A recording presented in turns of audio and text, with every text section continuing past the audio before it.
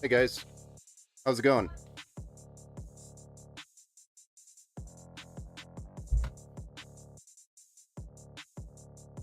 It's building time.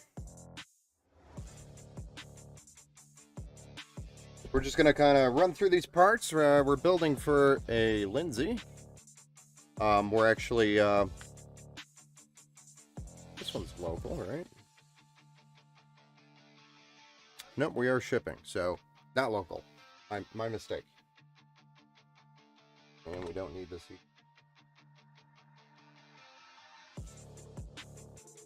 Sorry, it's been kind of busy here. All right, so tonight's lineup. We're gonna be building with a Ryzen 5.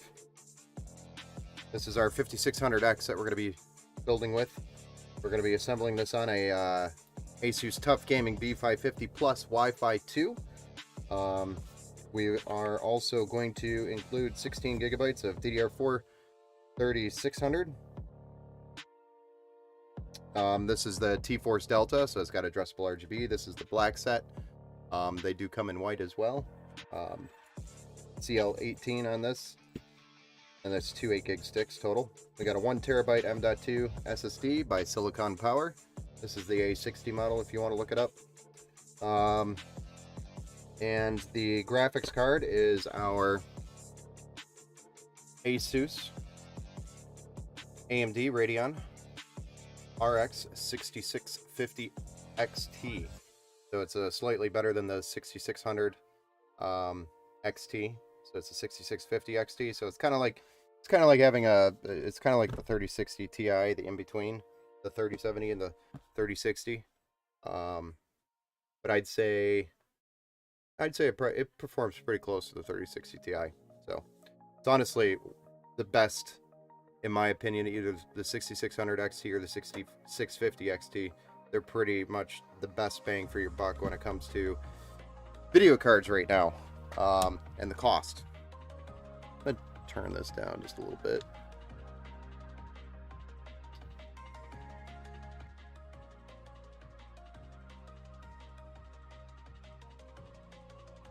So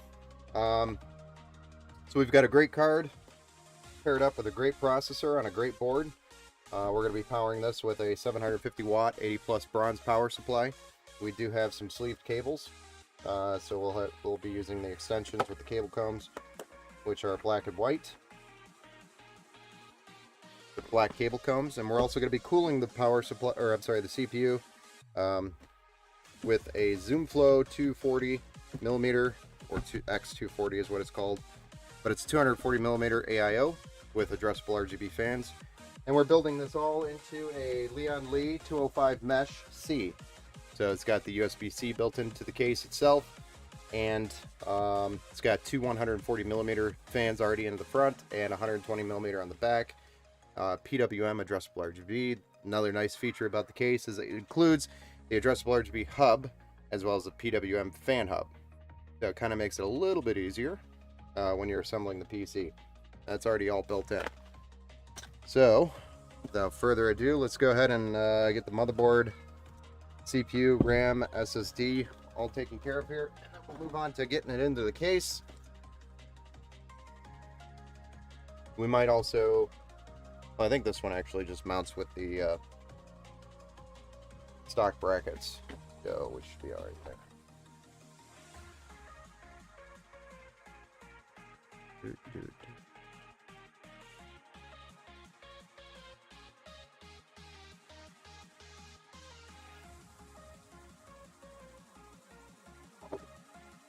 There we are. Gonna get it pulled apart here.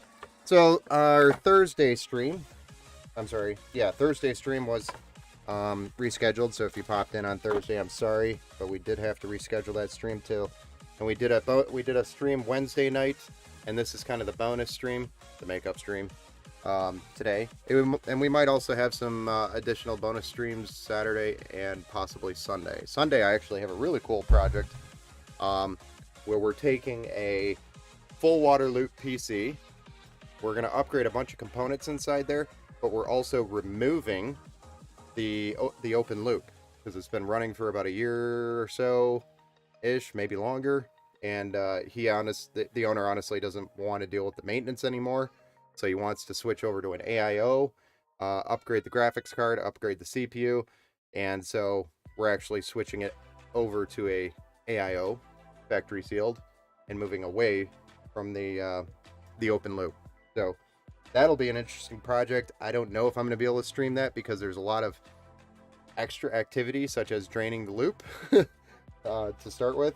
But I might start by draining that and then start the stream. Or if you guys want to just watch how I do it, it's just we might not have the best camera position for it. So I'll think about that one. But that would be Sunday if we did that. I do have a time crunch on that one. Meaning he's expecting it back quickly. So we have to do those upgrades and remove the open loop and get that all done, taken care of. Then I'm going to have it back to him on Monday. We start Sunday. But anyway, lots of cool things coming up here. So we got our motherboard out, so let's go ahead and not use those brackets. I think we were going to use this board at one point for a deep cool cooler, and we switched it out for a different board at some point. I'll get the brackets here, because I think that one is going to use the stock brackets.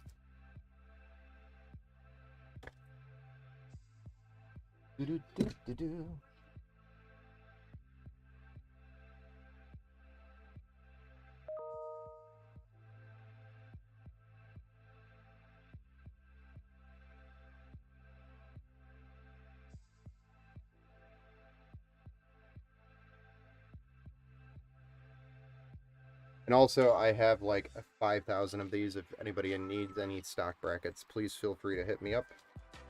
If you need me to ship them, just pay for the shipping, and you got yourself some stock brackets. The only thing I don't have a lot of are the plates right now. I've had a ton of people hit me up and be like, hey, I need plates, or I need a plate. I threw mine out. So I don't really have very many of those. And I usually send them with the boards too, so I don't collect too many of them.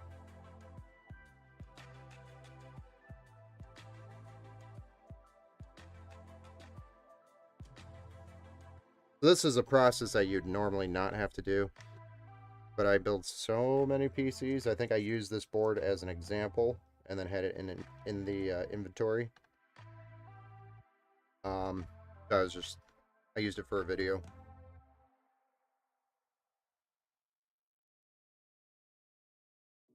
And I forgot to put the stock brackets back on there.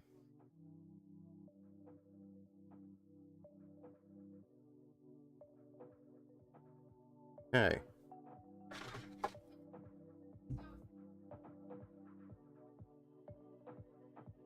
Stock brackets have been replaced. Go ahead and get this CPU in here.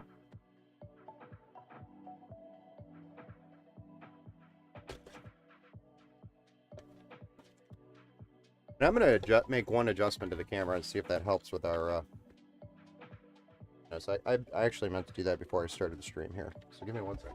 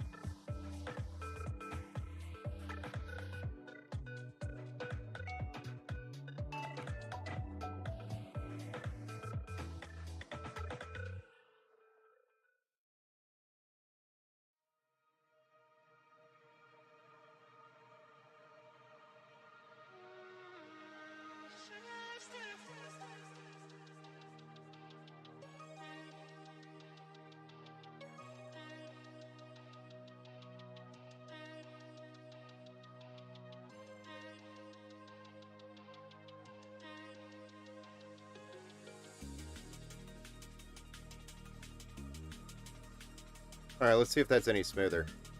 That was just driving me nuts, and I just been meaning to go back in and fix that, and I just haven't done that yet. But it already seems like it's better. And it was the exposure setting on the camera that was causing it. So anytime there's light reflecting off the parts, the camera's trying to change the exposure rate to adjust, and it was causing a delay on the FPS on the camera. I just been meaning to shut the auto exposure off. There we go. Got a Ryzen 5 5600X in there.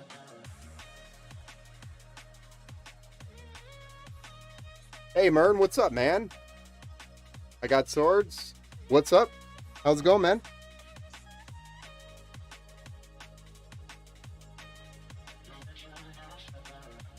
Oh, I was just playing with my camera. Sorry, I was driving. What are we building tonight? Oh, no worries, man. Tonight we are building a Ryzen 5 5600X, 16 gigabyte, 1 terabyte M.2, and a RX 6650 XT. Lindsay's build, yeah. Driving to get my wife a shake from McDonald's. That is a very important task, sir. So do not be distracted while you're driving, please, sir.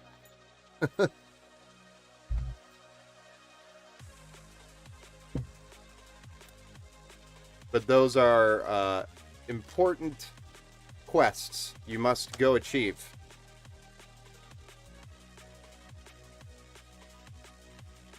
For if you do not please the wife, you may be in trouble.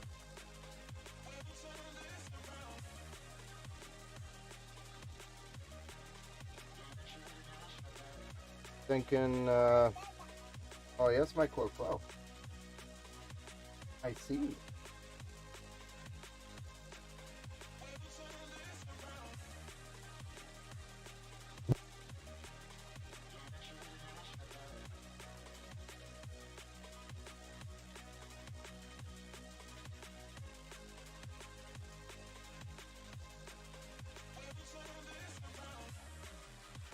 She's pleased. Also got Chinese for dinner. Oh, well, there you go. Bonus.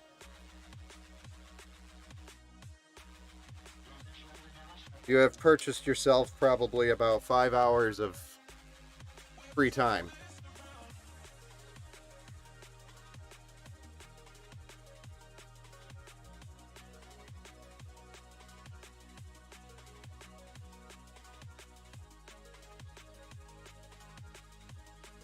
But anyway, the rest of the specs. Is this a new streaming PC for Lindsay? I don't think so. I think this was built for for her son or something, right?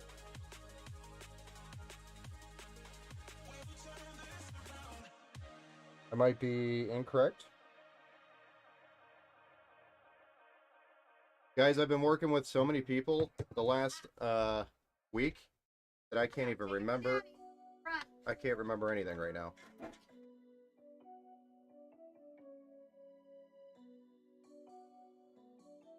Oh, thank you.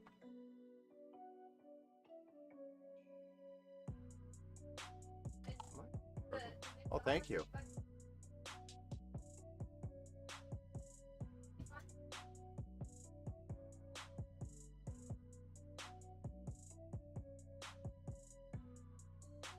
Thank you.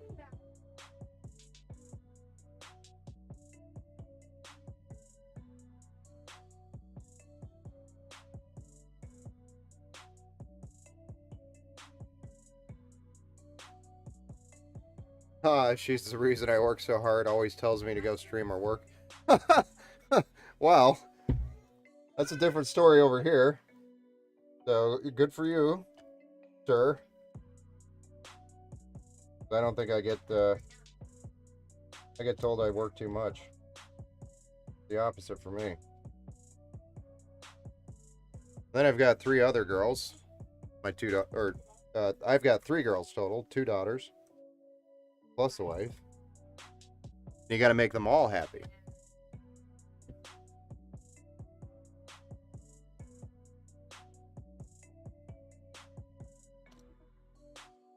Okay, got that straightened out here. Is this a It's a Christmas gift for Eli. You have kids. Yes, I have kids. You like the background? The one that's running around, that's Chloe. That's my youngest.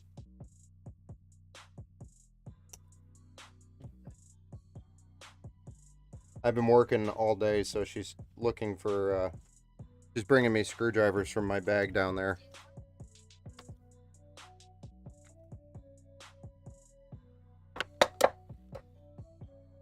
All right. So anyway, I sent Lindsay a notification letting her know that we're going to go live. And I think I tagged her in the stream status, so I hope she jumps in here. I hope I don't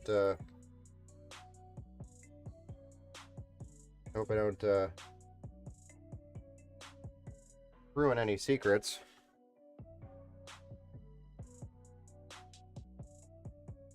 By doing that. Didn't think of that. Guess I should be more careful about that. All right. So we've got our beautiful Ryzen 5 5600X and our 16 gigabytes of DDR4 3600 T-Force Delta, addressable RGB by Team Group, and our 1 terabyte M.2 SSD in here on the motherboard. And I believe originally, yes. So originally we weren't going with this board. Originally we were going to go with an MSI B550 Pro micro ATX board, but we ended up getting a full ATX B550 Asus TUF Gaming. We ran across some really good. Well, this one was actually from inventory, but I've been getting some good deals on them. Oh, this is about schoolwork. Can you go put it back on her desk? Yeah, go put it away on her desk.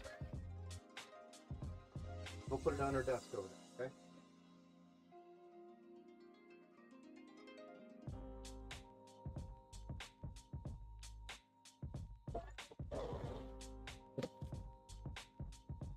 All right, let's get this case out. This is a Leon Lee Landcool 205 mesh. And this has got the USB-C built into it, but the motherboard does not have USB-C. Downside.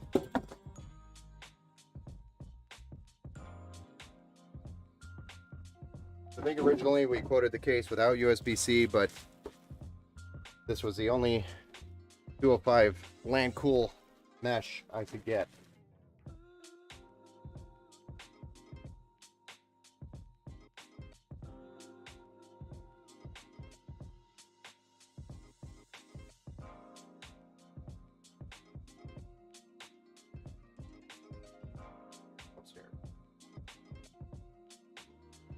All right.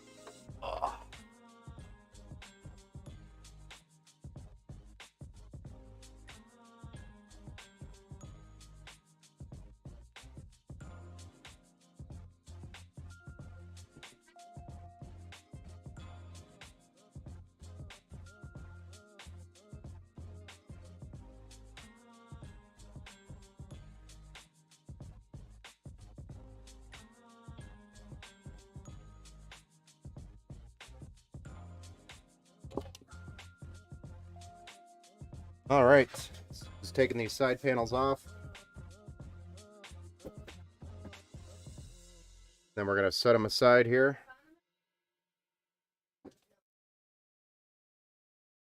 And we are going to get this motherboard installed.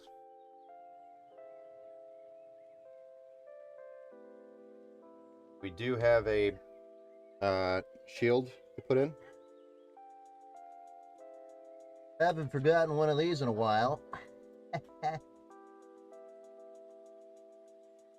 But they are easy to forget.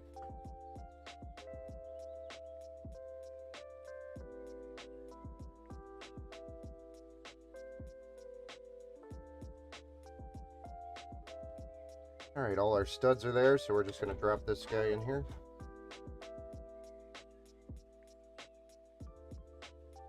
We don't have to add any studs because they're all lined up there.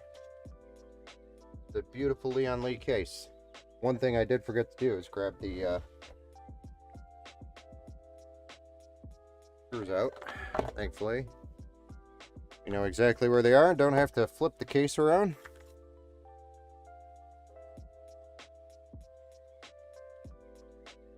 The fact that McFlurry almost cost $6 is so depressing. Thank you. Yes. Actually, my wife Lee and I were just talking about this last night regarding Taco Bell on our way home from the Christmas party that we were at. We had to stop at Taco Bell. Thankfully, we found one that was open late. That's another problem that you run into these days is there's no fast food open anymore. Late. But we ran into a Taco Bell, or ran to a Taco Bell. Got our fast food munchies fix, but everything was so expensive. Taco Bell's probably the least expensive or least priced hiked product out there still, but everybody else is pivoting to a more expensive, super expensive, ridiculous cost to just something that used to be super cheap, which yes is very, very depressing.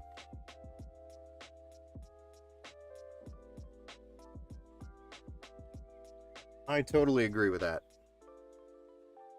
It should not cost $6 for a McFlurry.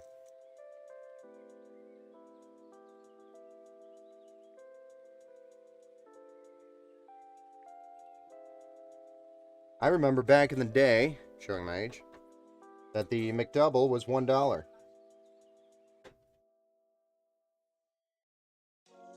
And they had buy one, get one free.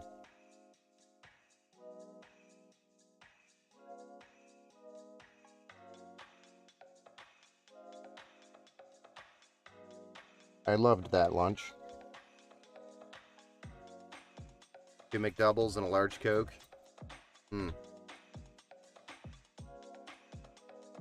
The snack wraps. I also miss the snack wraps. I don't even know why they stopped making those, didn't they? Because I don't go to McDonald's very much anymore. Or Taco Bell. It's very rare that we go fast food now. Maybe a couple times a month when it's needed. All right, there we go. We got our motherboard installed, and we got our back plate added here, our shield. Don't like how they bubble up sometimes, but it's what it is. So now let's go ahead and break this wire harness open and let the cables be free.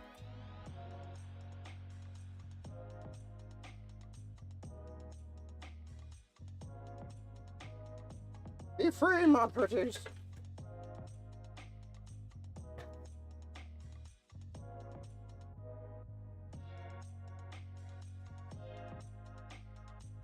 I just love how Leon Lee has all of these cables just perfectly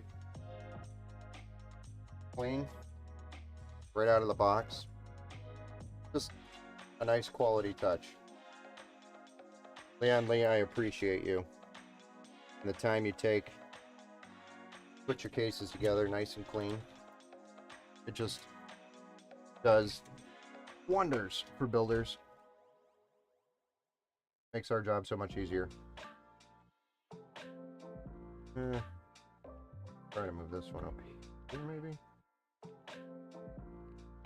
Oh, okay, it's gotta go down. That must be the lower one.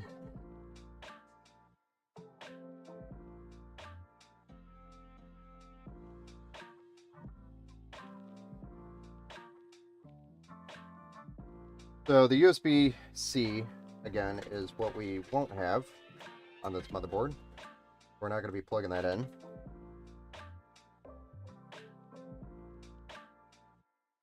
Front panel USB-C, unfortunately, does not exist on the board.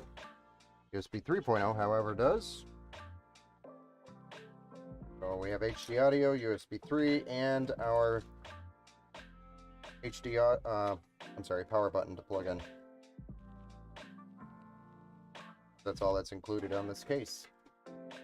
Then we also have our PWM fan header and our addressable RGB header. That is for the pre-installed fans. I believe I gotta double check the locations. Usually with this board, it's an X570 that I'm building with, and I know the B550 is slightly different.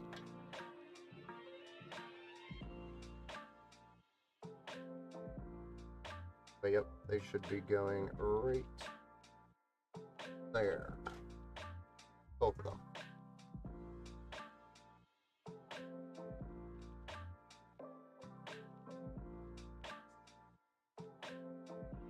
And we'll flip this over.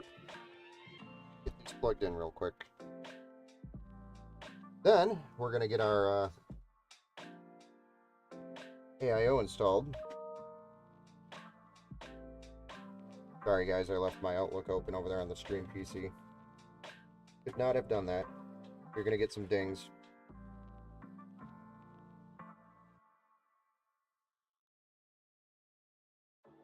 Usually I make sure all that crap's closed so I don't get any notifications on the stream PC. But this time I was lazy or in a rush. I was like, I'm starting the stream earlier than like 9 o'clock. Damn it.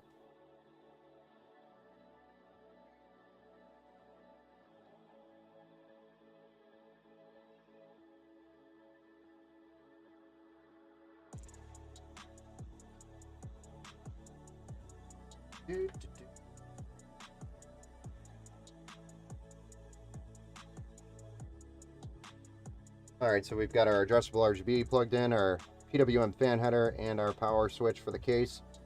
And we are going to get our HD audio. We also did the USB 3.0 up there. Forgot to call that out. Huh. Would help if I tried to not plug it in backwards.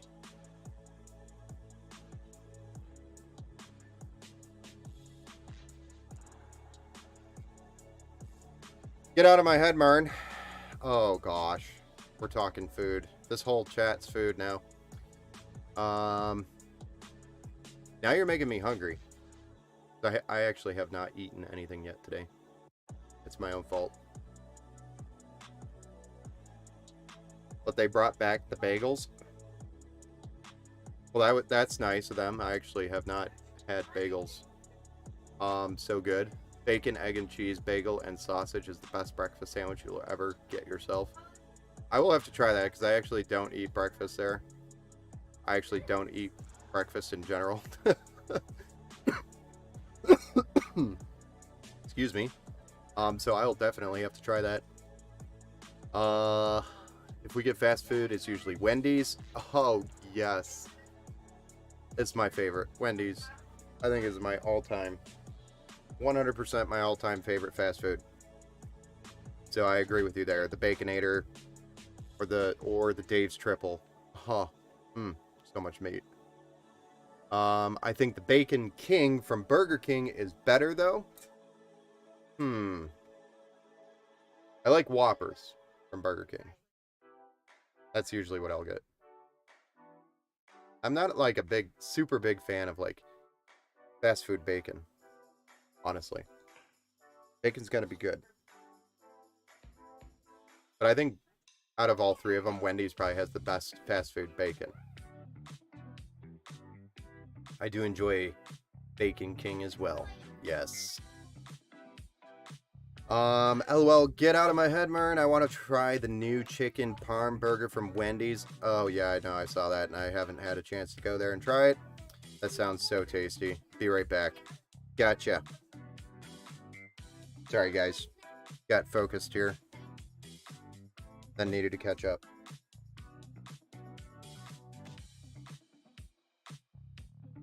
But right out, we've got the Motherboard plugged in here. All our front panel stuff plugged in. So pretty much the case stuff is all taken care of. We're going to move on to our 240mm AIO. Oh, sorry, girl.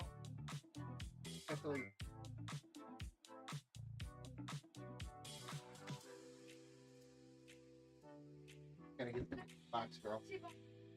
Get this box. Oh no!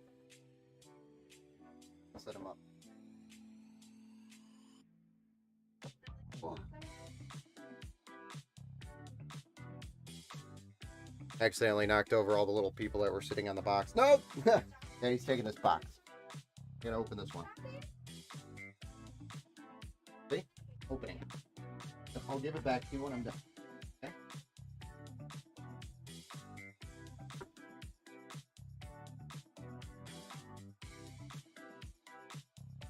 I have to,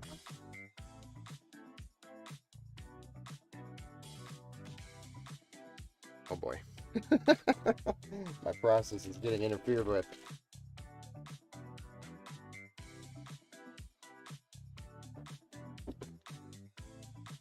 Alright. Let's get this out of the box so we can give the box back to the little miss down here who is setting up all her little people that she's playing with on the boxes. Here we go. There. Now you can use it. Needed to retrieve the 240mm AIO.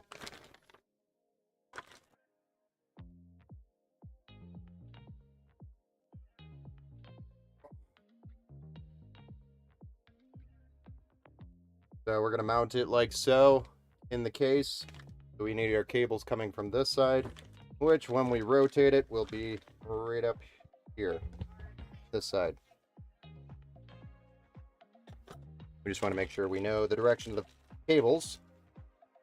We have them running the right way.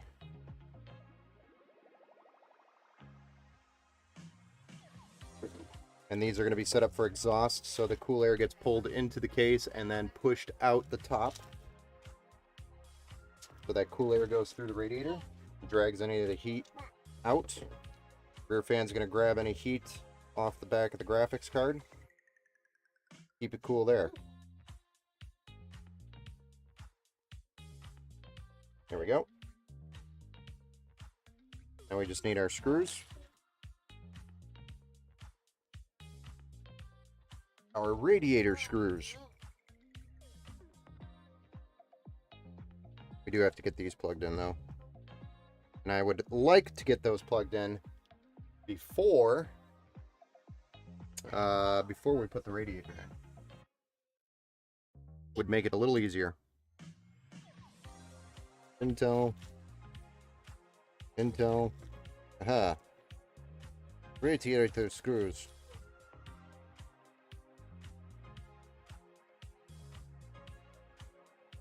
Lots of radiator screws. We don't actually need all of those, but we have them. So I thought we the split method, but apparently we don't.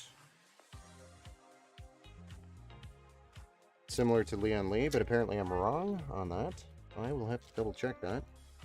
Might have been able to just reuse those studs that we had. Dang it. I mean, darn it. And then 4. I always forget. There's so many different coolers out here now, guys. I'm sorry.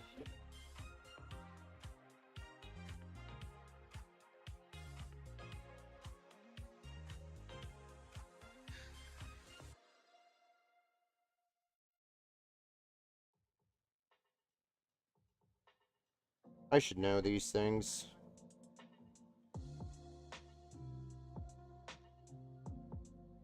Oi! Yeah, it's heavy. You don't need to move it.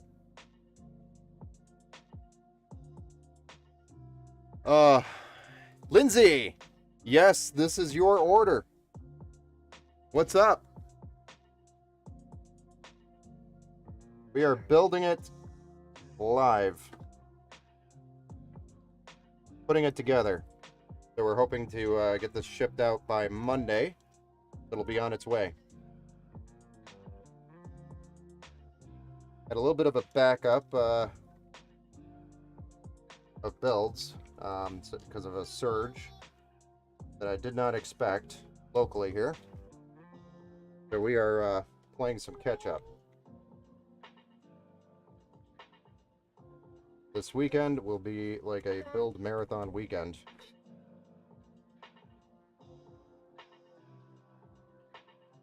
But yes, this is the build. How long does it take you to build one? So one like this, it's about an hour and a half, I'd say, or less for one like this. Some of the other, just I guess different layouts or different styles, it'll take 3.5 hours plus. Could have worse problems. Yeah, I know. Yeah, could have worse. I'm not complaining at all. It's just I try to keep expectations as accurate as possible for everybody, so they know like when I'm building it, when I'm shipping it. Just it just makes it a better experience overall.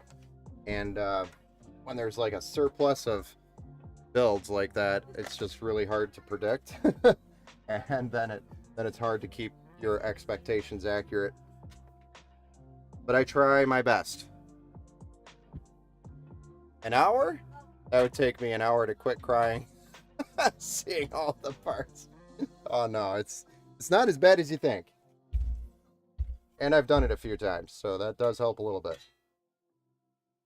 I may have done this a couple times. So, that helps probably a lot. Yeah, I'm just messing with you. No, I know you are. I know you are. Yeah, it's definitely a good problem to have. I totally agree with that, though.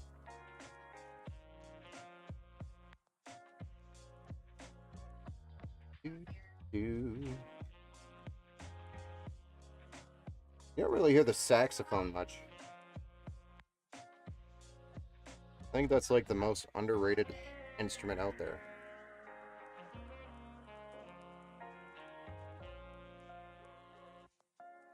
This is why you're doing it. I'm not. Well, I appreciate it. Gives me some content and get to make somebody happy with a build. It's always my goal. Love making people happy with my builds, for sure.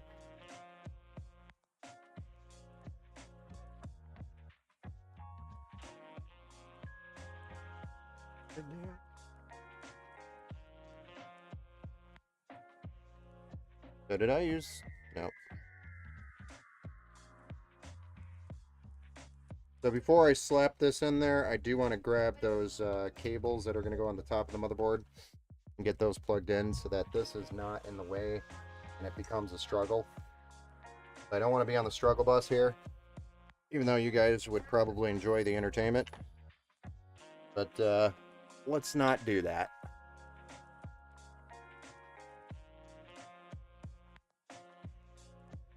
Hey, she's got a Coke. Is this somebody's Coke?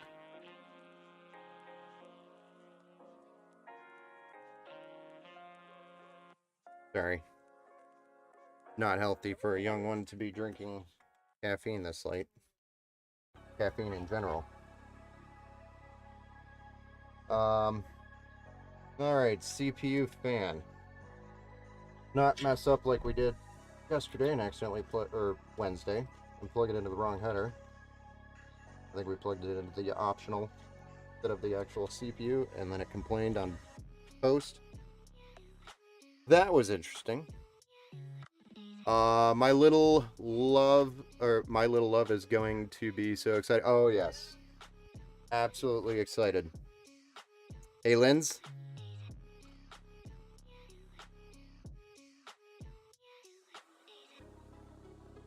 Yeah, I actually just built one for I think he was 12.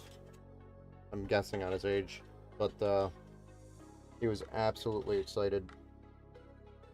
Huh. You know, I think I'm gonna just send this to the hub. Keep it all synced up. And it has external power, so there's definitely enough power to power all this. But I do like that idea better.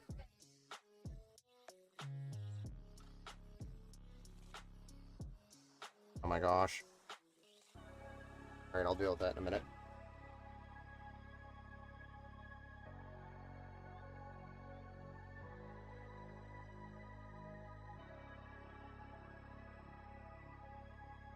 But anyway, yeah, I just built one for a 12-year-old. Again, assumption on the age. But he was pretty young, and he was absolutely stoked when he got his build. His mom sent me some pictures after they got it plugged in, which was awesome. He had his whole thumbs up sitting there. He said he was going to join some of the streams too and check it out, so he might even come in here and hang out. Can't wait to see how excited he is. Yeah, same here. Same here. Like I said, it's my goal to get that reaction of just jaw-dropping reactions, you know? I think he's going to like opening this box as well, because it's going to be a little unique.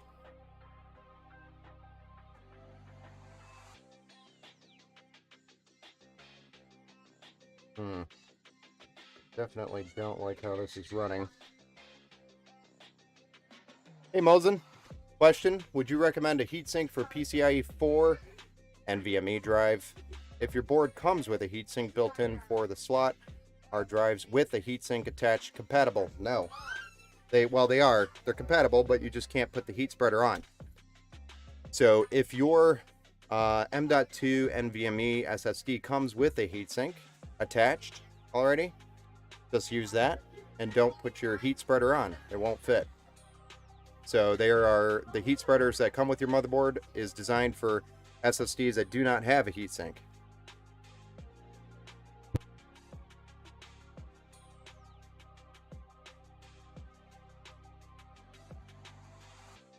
So I would recommend, if your heatsink has one, don't bother with the heatsink or heat spreader that comes with your case.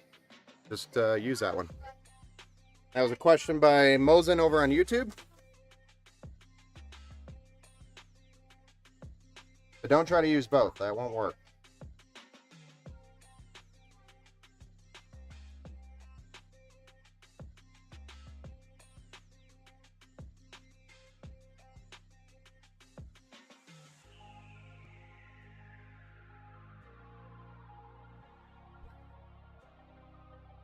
Okay.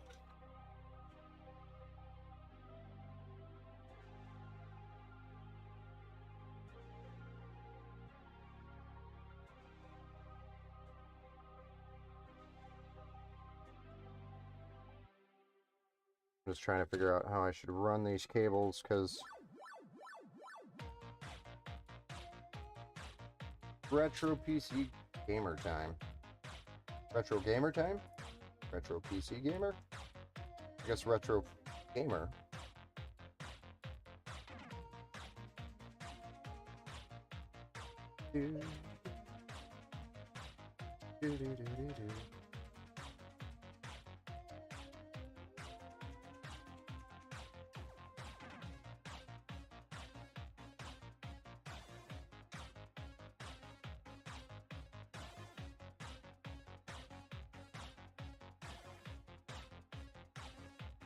Okay. Well, I've got it kind of figured out here enough. Gonna move forward. I'll come back to trying to get this stuff cleaned up here. Well, let's get this guy mounted.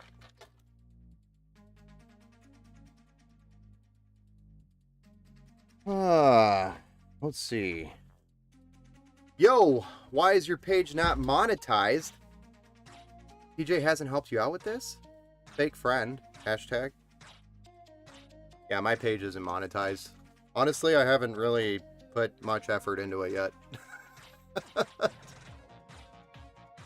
My focus has been building PCs, and then I stream it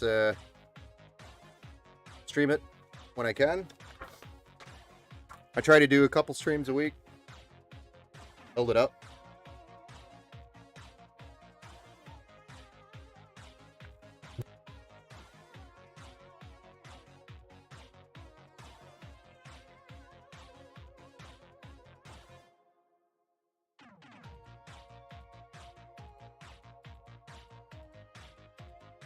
So we try.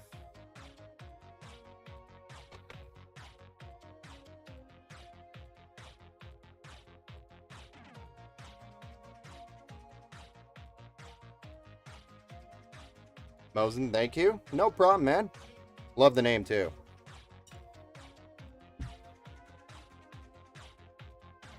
Mosin. Kind of reminds me of the Russian rifle.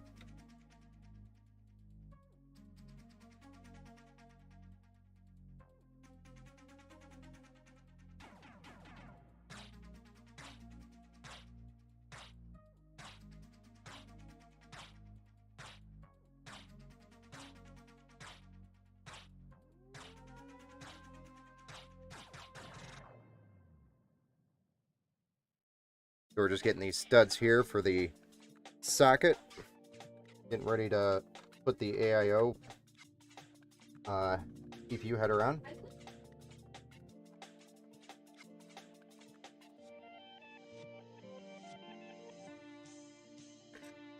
Anyway, going back to that comment about TJ, yeah, what the hell, Mern?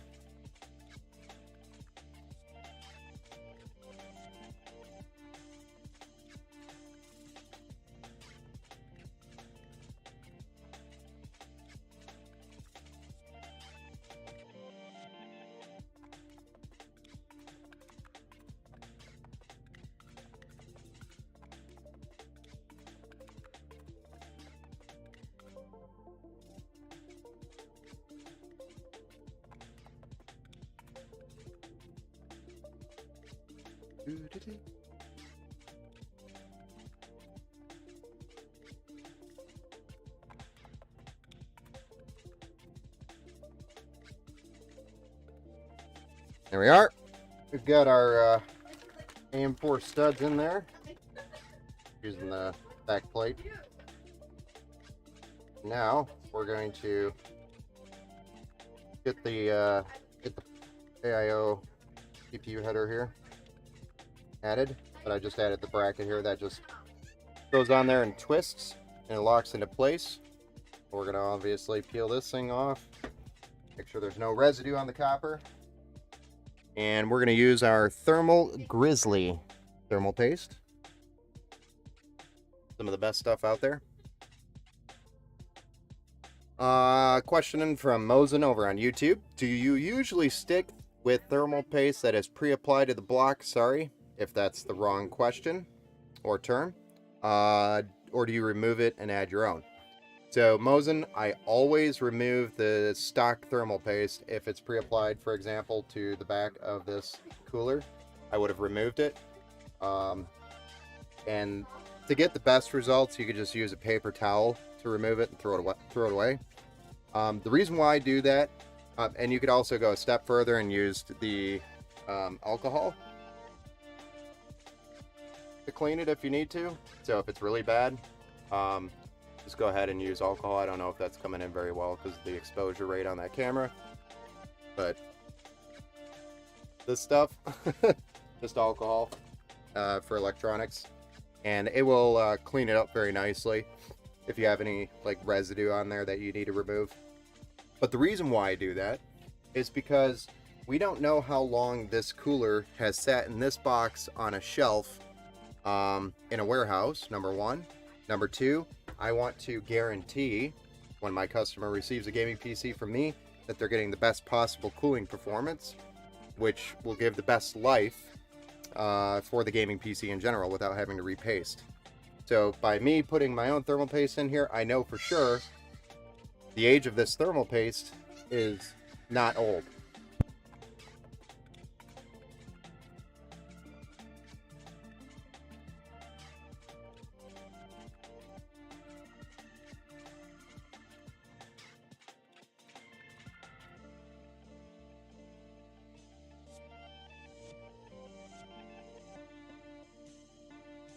So that's why I do use my own paste here.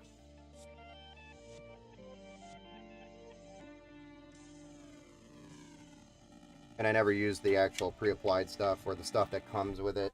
I know the age of the paste if I put it on myself.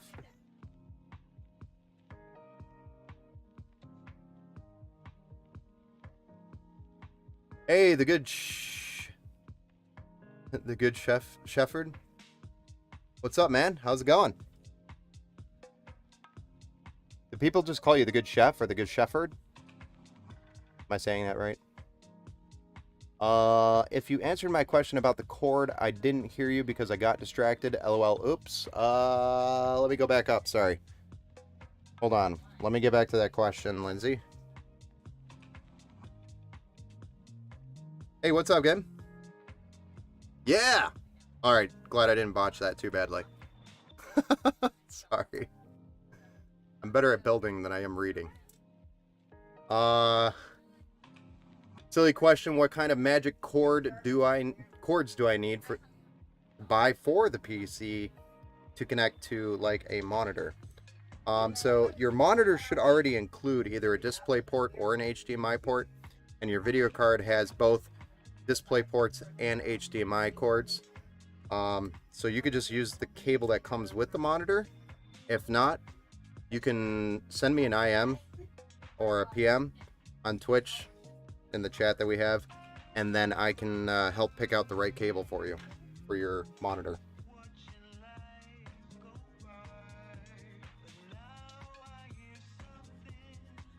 Good point.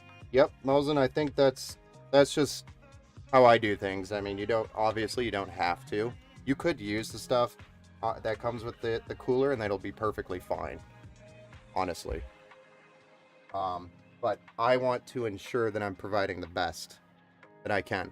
So, and that's the only way I can guarantee I am. Hey Gim, first time here, looking for ways to not fuck up my first PC. Sorry. Don't usually say that, but I was reading. That I do, and you're gonna be doing it in January? Oh, nice. Well, welcome to PC world, sir. Yeah, there's not, I mean, I'd say just, yeah, follow along. I do streams, I say every Thursday, but the last 2 Thursdays we've had to kind of reschedule because of the holiday Thanksgiving here, and then also a Christmas party last night, but we do the makeup streams. So just follow along, and ask questions as we're building. I don't know what kind of build you have going, but yeah, I'd be happy to try to answer some questions if you got them.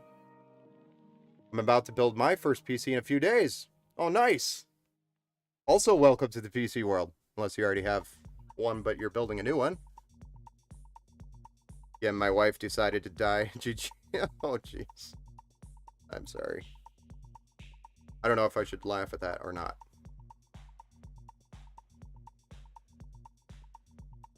I assume that's sarcastic. Hey, Gem, thanks for the follow. Yeah, just follow along. We'll get through it. Welcome. I'm a first-timer as well. Awesome. Mosen, welcome as well. I think you were on the stream Wednesday, weren't you? So right now, I am going to, now that we have the block installed, or the pump, so it'll be referred to many different names, but it's the part of the AIO that is going on the CPU. The CPU block is usually what I call it. And we had 4 nuts to use to hold it down in place. And usually for tightness, I'll go until they're hand tight, and then maybe 1 or 2 turns or half turns on the screwdriver, but not insanely tight to the point where it's just cranked down, but tight, if that makes any sense. So that's usually a good amount of pressure there. Next, and also always make sure you peel the sticker off the back of your cooler, if there is one, or if you don't have pre-applied thermal paste, and again, you're not using your own, and you're going to use that, make sure you have that thermal paste there. But if you're not, just make sure you put thermal paste there on the CPU before you put that down. Okay, so I'm going to get this pump plugged in. Your pump is a 3-pin. Sometimes they come with an adapter that goes from the 3-pin to a SATA connection, and the SATA connection would be plugged into your power supply. I always recommend taking that off, and if your motherboard has the header, always plug this into your header. That way your motherboard can control the pump And also, your motherboard usually has a option to warn you if your pump is not working. So this option, if without this plugged in, your motherboard cannot warn you excuse me, warn you if the pump is failing. So always make sure you try to get that plugged into the motherboard if you can. On this particular Asus board, it is in a weird spot. I don't have an SSD under here, so I'm going to kind of stuff this cable under here. Try to keep it clean. It won't hurt anything to do that. And then our addressable RGB, which is 3-pin 5-volt. I'm just going to send that up here through the top, because that's going to be plugged into the back on the addressable RGB harness back there. Can't remember if we're going to use that or not yet, but all right, so there we go. We got our CPU 240mm AIO installed. We got it on the CPU. We got the pump plugged in. We have our addressable RGB cable ran to the back, ready to be plugged in. All right. Oh, that's great to know. Yes. And I was thinking about pairing an 11400F with a 3050, good pair, or could be improved. So the 3050 is a 128-bit card. Definitely a good pair, not a bad pair at all. But you could go, I'd say, probably up to a 3060 Ti on the 11400F, but it also depends on the budget. But the 3050 is definitely a good pair with that. Yeah, you'll be happy with that. But that's also the question goes deeper than, is this a good pair? It really comes down to, hey, what games are you trying to play? What resolution are you trying to play at? What kind of FPS are you looking for? And then that really kind of opens the door with any other questions, and we can probably sit here for 15 minutes talking about it. So if you have any more information, throw it out there. What's going into this build? So this build is getting a Ryzen 5 5600X. That's what's underneath here. We've got two 8 gig sticks, total of 16 gigabytes of DDR4 3600 megahertz. Remember, Ryzen 5000 series loves faster RAM. And then we're putting that on a B550, B550 Plus. This is the Tough Gaming series, and it's also Wi-Fi edition. The SSD is a 1 terabyte M.2 NVMe by Silicon Power, and it's Gen 3. We did not go with Gen 4, though the platform and the CPU both support Gen 4. We're trying to keep it within the budget. So we got plenty of space, and I'm telling you, the M.2 Gen 3 is plenty fast for any game you want to play, and it's still going to be snappy quick. So comparing the two, it really comes down to if you're a content creator or trying to do some like 4K video editing. That's really where it's going to make a huge difference. And usually the content creators are making those videos, so that's where the speed of the drive really matters. But for gaming, just gaming, not a big deal. Mozen over on YouTube. Yes, I was asking about beefy AM5 ATX build. Yes, I remember that. I'm doing a build for my cousin as my first build with AM4 5800X 3060 Ti, which is my question, what your questions are about. Gotcha. It's a solid build though, the 5800X with the 3060 Ti. Solid build. What's the FPS he can run on this, Lindsay? The FPS, I would say, probably a good, estimator, the Warzone 2, with all its problems, is probably going to be around 120 FPS, 140.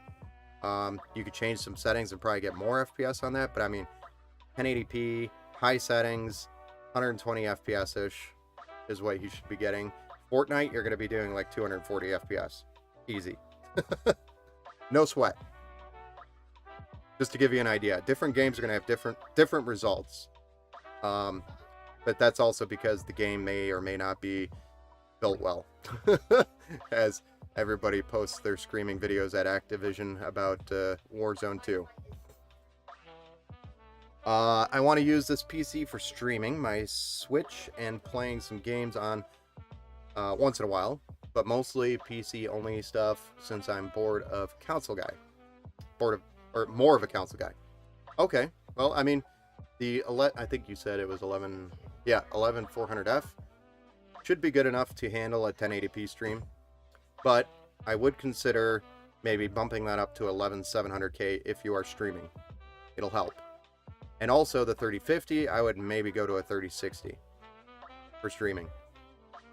If that one PC is doing the stream and you might be gaming and streaming on the same PC, just remember, when you are streaming and gaming on the same PC, not only using a capture card on your Switch or console, but when you are gaming and streaming on the same PC, your PC is going to take a huge hit in performance.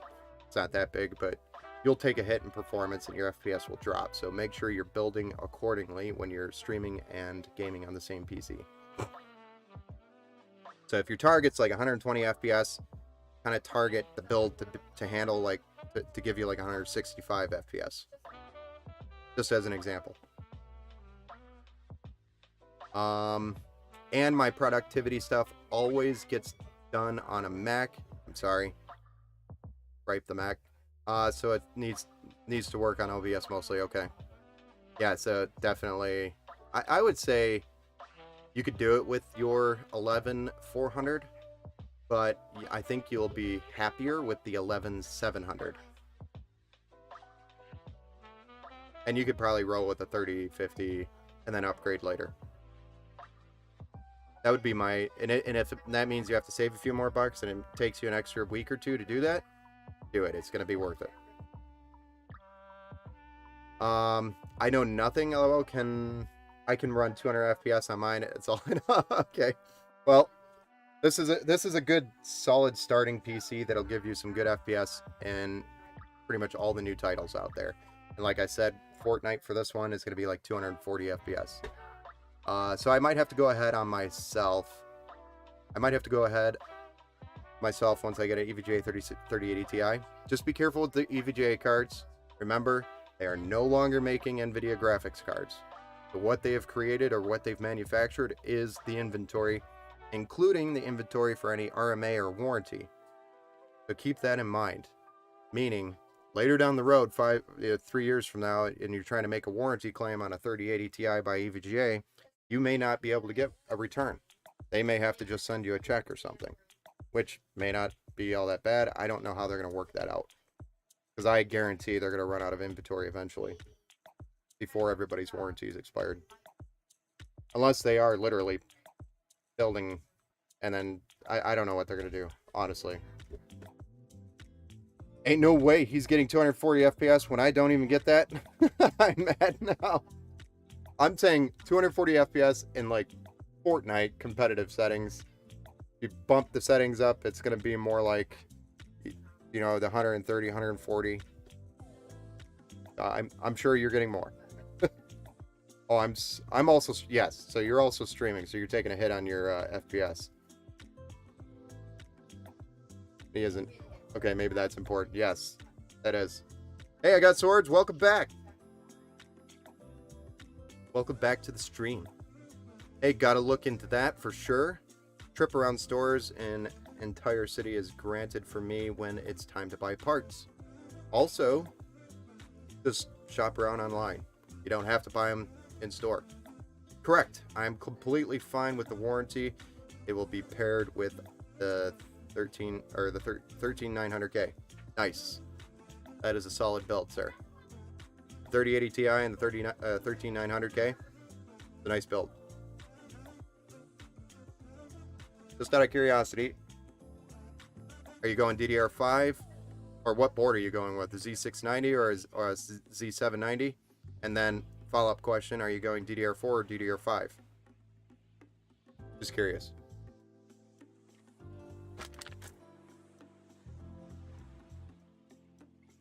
All right, so make some progress here, boys and ladies. So now that we've got pretty much everything plugged in here, that we're going to need down here, that I remember, pretty sure. Let's go ahead and get the graphics card installed. The moment we've been waiting for. Nerds. Hey, come on now. You're a nerd yourself. And I actually like to be called geek instead of nerd. It's cooler. Thank you very much. In your experience, Mosin over on YouTube, how often have you had to update the BIOS for your AMD 5000 series chips? Or is that more of a thing from a few years ago? Yes, that was more of a thing from a few years ago, but you cannot rule out the fact that you could buy, a motherboard that's been sitting in a warehouse on a shelf for 5 years, that is still brand new, that has an older BIOS. So that could still be a possibility. So usually when you are looking for boards and you want to verify they're 5000 ready, I'll show you.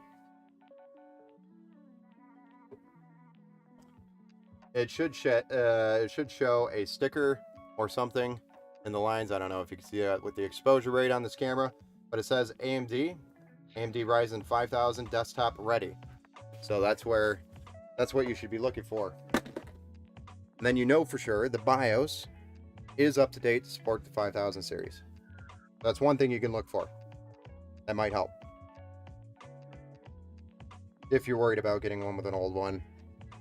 Also, if you do get an old board and you're kind of stuck with it, you can always go to AMD support. Usually they can send you like an older 2000 or 3000 series chip to plug in there, do your BIOS update, but they will require you to send it back. Or they'll charge your credit card. Or they might even charge your credit card, hold it, send you the chip, then you send it back, then they release the charge.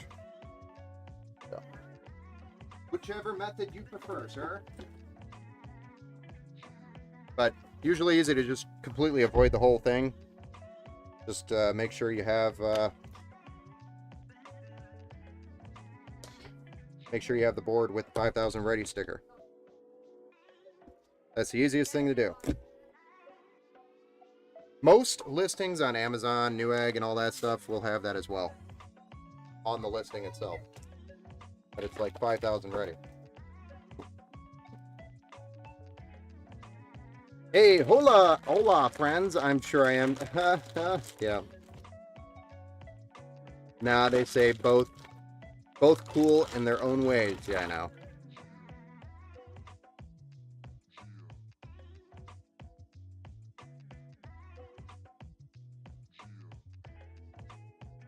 Well, that sucks.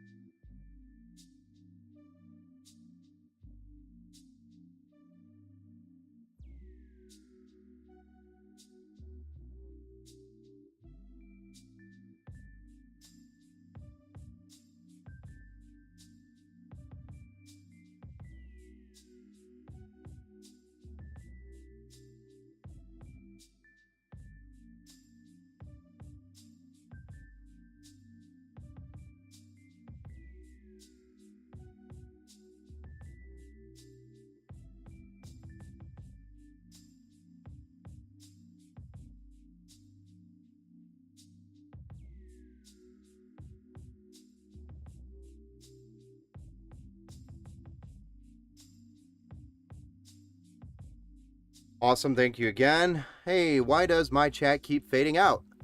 I don't know. I'm not fading your chat out. Does everybody else see it? Where is it fading? Mern! The good chef, Gigabyte Aero GZ790, okay. G-Skill 7200, 32 gigabytes, DDR5, okay. 3080 Ti, NZXT Z73, 36 millimeter, 360 millimeter cooling, and NZXT 1000 watt, and SK Hynix 2 terabyte SSD, and the Intel 3900K. A solid build, sir. But Geek does suit us better. I want a new PC, LOL. Well, let's build one. We've been talking about it for so long. Gim, why contact when you could buy a CPU from Amazon? Yes, run the update and return it. Yeah, you could do that. Same thing. I actually know a lot of people that did do that. When you why contact AMD? Yeah, I saw what you said there. Awesome. Thank you again. Yes, finding another chip sounds like a plan. My box has that sticker, so I'm set. You're set. But I still would recommend after you get the PC together and Windows installed, definitely take the time to do the BIOS update or check it, because it still could be a BIOS that's a year old. And there's a lot of fixes and problems that got solved with the new BIOS updates as they roll out. So, and there's also performance increases as well. Some new performance increases that will help. So I always recommend doing the BIOS update when you first build it, and then check every 6 months or so. I got swords. Okay, that makes sense. How have you been, Lindsay? Ellie is going to love this PC. Yes. Busy, lol. As I know, you know how that is. I know Ben, but the holidays got to me, kind of would at the moment. And you keep watching me build PCs. We'll build one, man. We'll get to it.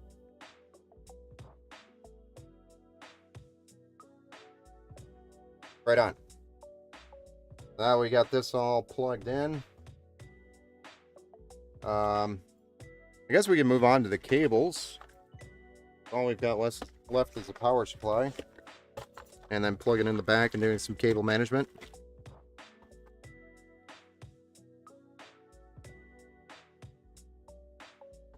Let's do some cables. We've got a 24 pin. Whoa there, buddy. Just one 8-pin because it's B550.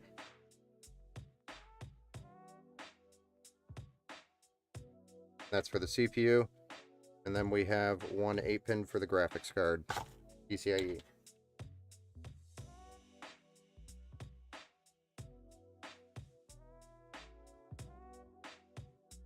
I do have to update my BIOS before installing the 11th gen Intel chips on MSI Mortar B560 boards.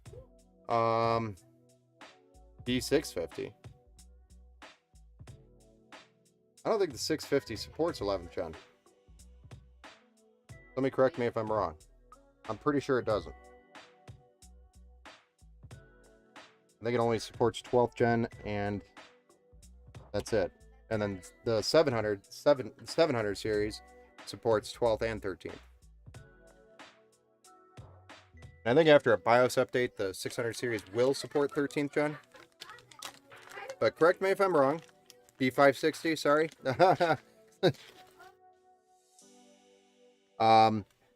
No, you should not have to do that, no.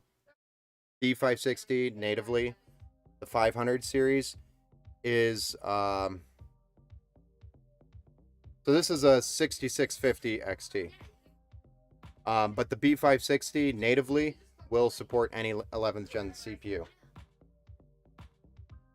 It would be the opposite if it was a B460 or 400 series and you want to do 11th gen on that, then you'd want to make sure obviously to do, damn it, why am I doing that?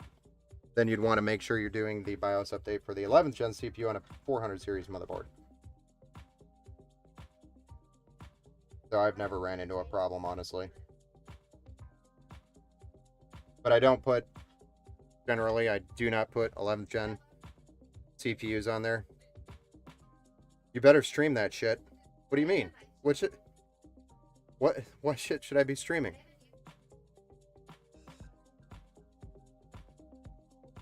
Am I missing? Oh, you must be doing the replies, and I think that's what's happening. You're replying to somebody else. Sorry. It's the Facebook replies that don't show up here in OBS. Streamlabs. They do come up weird, I agree. With Mern's statement. I've got to upgrade my setup. Hey, Pew. Pew banging. What's up, man? How's it going? Welcome to the stream. And Charlie.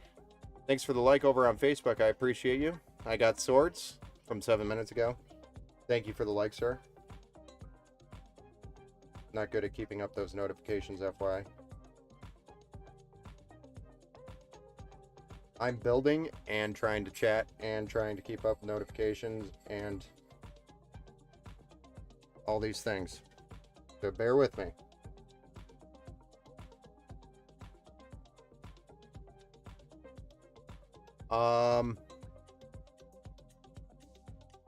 Pew Pew says he's got to upgrade his setup.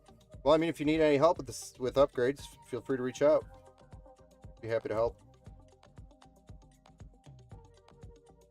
We do upgrades. I'm actually going to be doing an upgrade here on Sunday.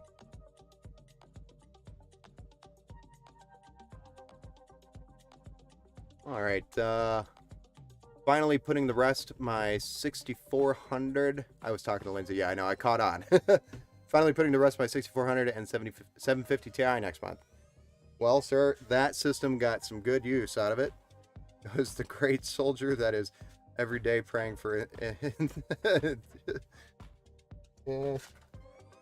Definitely need to retire that guy.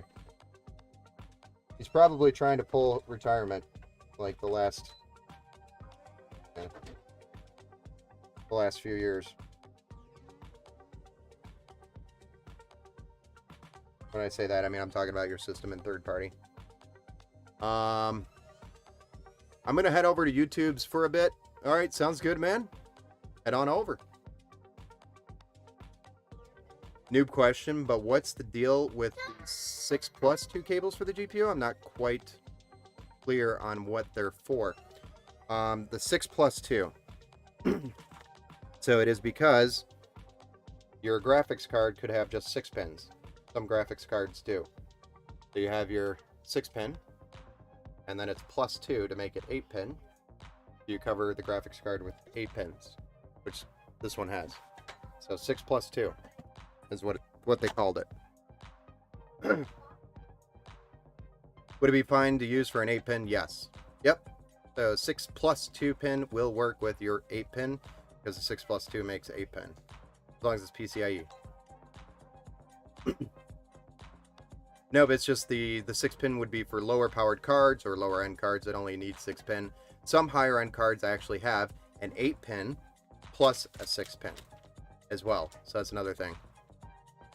Hey, you're doing great. Awesome. Thanks, man. You're good, Ben. I like where I can when I can. Oh, damn. Okay. Jeez. Sup, chat? Sup? I don't know if they can really see it because I tried to put the messages on the screen because we're streaming to multi-platforms right now. I try to make it so that everybody can see chat, but probably really small on the screen. You guys can tell me if I need to change that. Give me the feedback.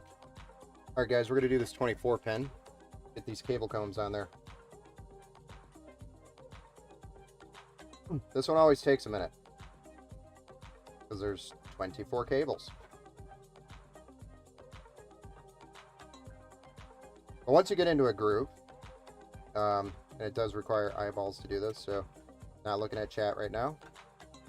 Just say your nasty things and be done with it.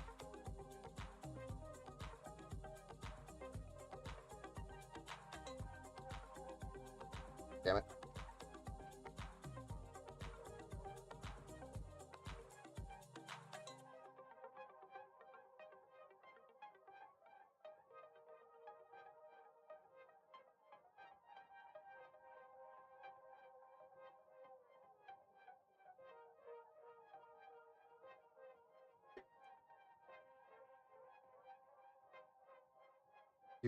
Do.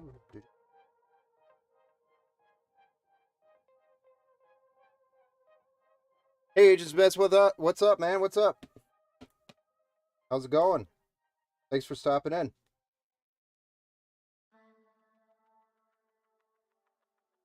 Just trying to do these cable combs, man. You know my feelings about cable combs.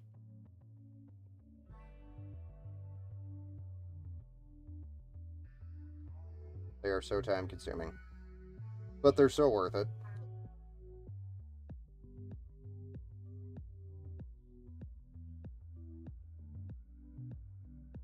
Oh, that could hurt.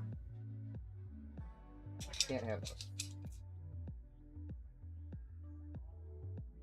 Okay, girl.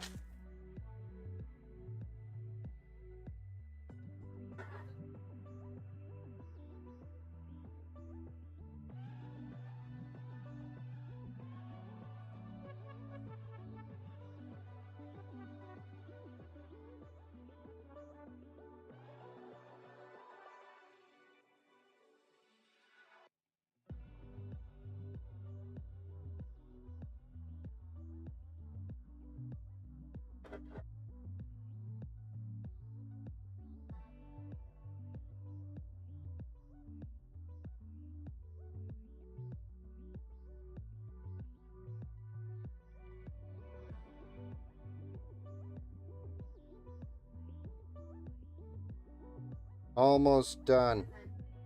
We're only going to do 3 combs because the rest of it won't be seen on the backside anyway.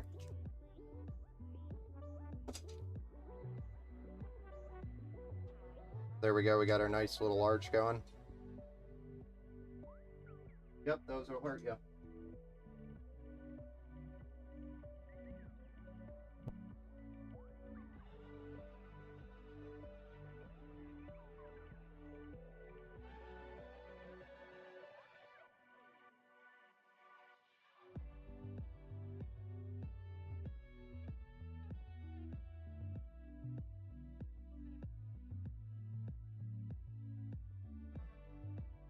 Eating dinner? Pizza? Nice. I got swords. LOL. I'm hopping around and confusing this man. Yeah, I'm confused. What's the cable comb and why do you use them? Sorry, sounds like you've explained this before. No worries. So the cable comb is really there for aesthetics. Because if you did no cable comb, your cables could look like this. Use a cable comb, they'll look nice and clean. It just holds them in place. All you do is you put them on the cables and it just holds them into place. So it's really for aesthetics. There's no performance gains or anything out of it by using the cable combs. Most of your extensions that you buy right now will have cable combs included. But it just looks way cleaner when they're all suited and not just bundled up.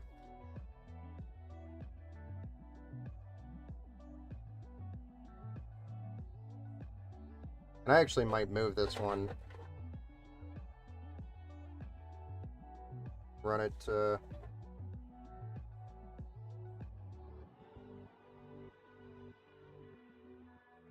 like this instead. It just looks way better.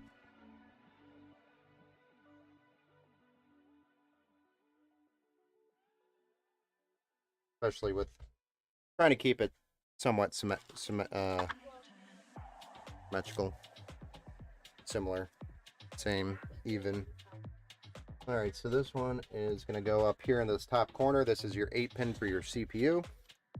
Your X570s or your bigger motherboards will likely have 2 of these, or an 8-pin plus a 4-pin. Or some of the newer boards, bigger boards, will have 2 8-pins. And some of them will even have a 3-pin PCIe connection like down here or down here, and that's actually to provide more power to the PCIe slots and lanes. Or the board itself to power certain things on the board. But overall, if you have the cables and you can plug them in, it is safe to do so. The extras up here for the CPU are generally used for CPU overclocking. So on the B or the X570s, that's really just overclocking. It is not a requirement to have it. You could run just the 8-pin and be perfectly fine. But if you try to go overclocking and you need more power, that's when you'll start needing that extra 8-pin or 4-pin. 8-pin or 4-pin. Hey, don't shake my shelf, girl. What are you doing? The comb separates the cables and keeps them from crossing when you route them behind. Yes. It's all for aesthetics. Just keeps them looking nice, basically. Yep. What's up, Linz? Charlie, what's up, man? Over on the Facebook.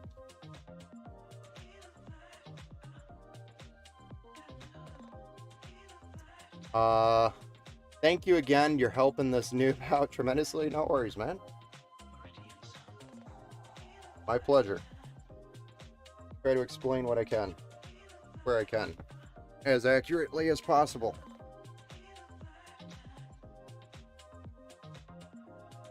This is what one thing I should have done here, and this could be like taking notes moment, is I should have put this 8-pin in before I put this 240 millimeter in, because it would have been way easier.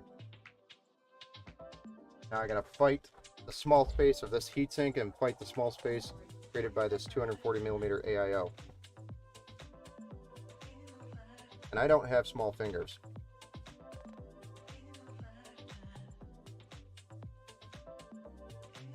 There we go.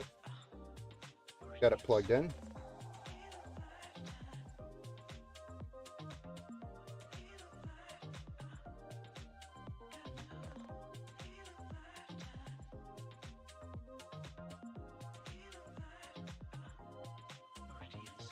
Okay, so now that we got the graphics card in, we got our power supply extension cables in that look fancy.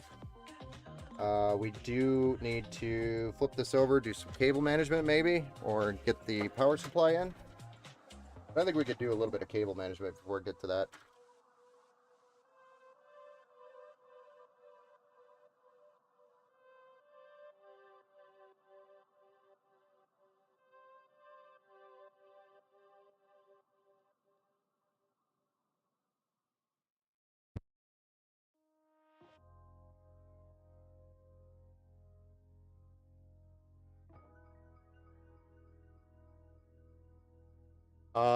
Let's see here. That or trial and error, but when it comes to PCs, yes, trial and error tend to be expensive. Can be, yes. Best way to learn is ask, totally. Yeah, no kidding. I'm frankly, bit terrified about the error part, but it's just part of the process. It sounds like 1700 on my first build. No, I'm a bit nervous. You'll do fine. Just follow some YouTube videos. You'll do just fine.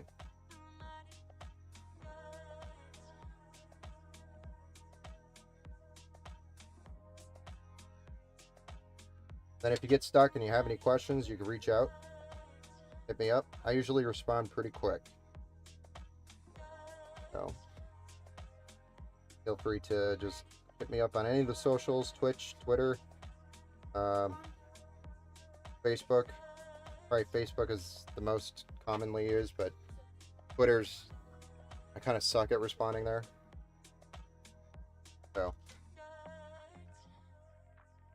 I forgot to take the manual out and stuff. Get these out. We don't leave it there. Let's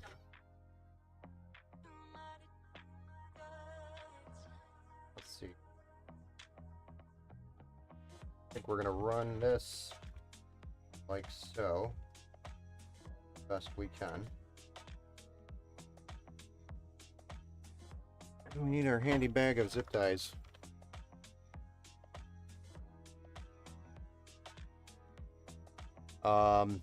Nice. What do you go with, if you don't mind me asking? Oh, are you asking him?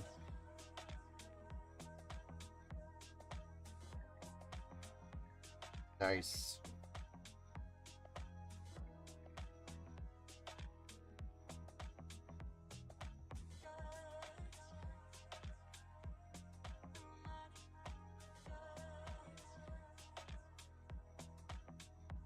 Cable management is not a requirement, but we still do it. It is an art.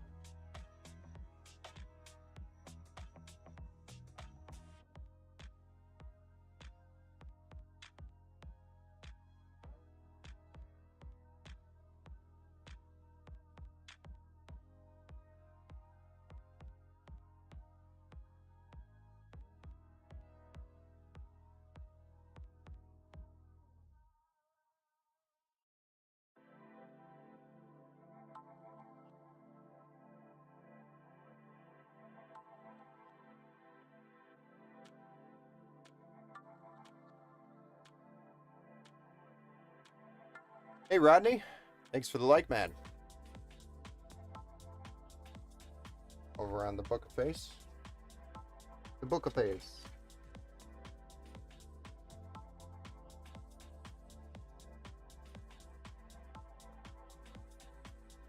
Trying to decide how I want to run these cables.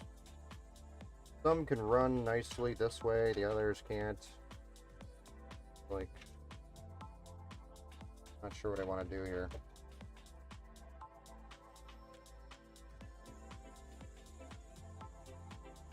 Somehow I've got these all tangled up.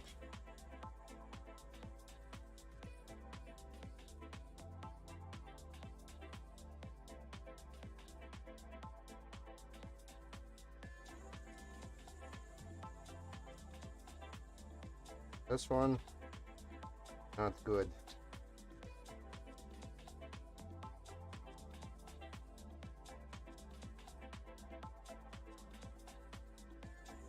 This is our front panel HD audio, and I can't really run it like down and over, and I could, kind of. I want to get this as far over as I can, the main harness, or it'll show a lot of wires up here at the top. I think I'm just going to run that across like this, the best I can.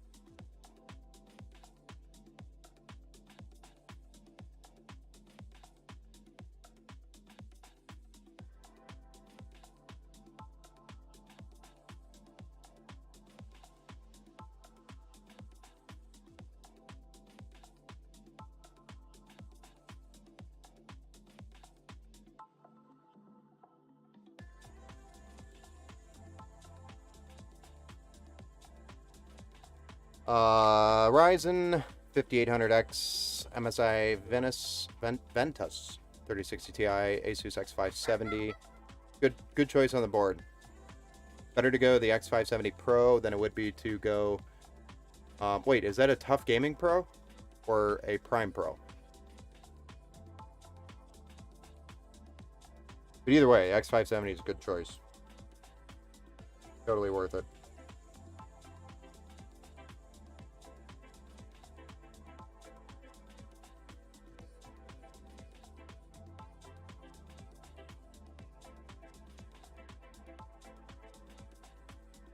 Where do I want to send this shit?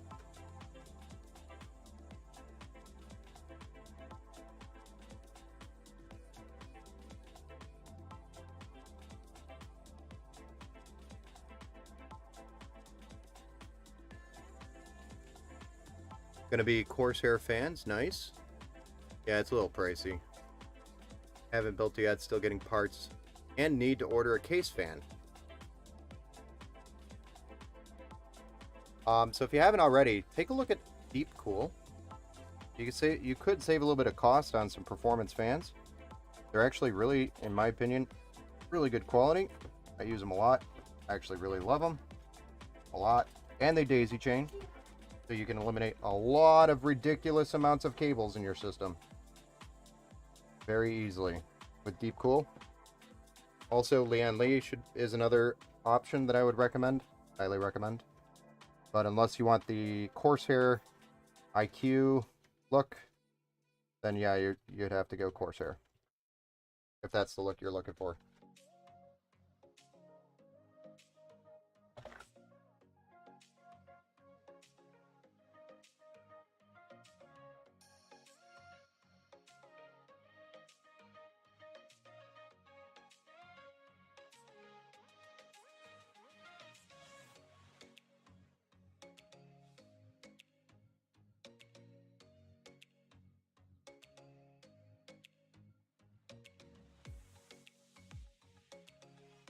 Just doing a little bit of good old cable management.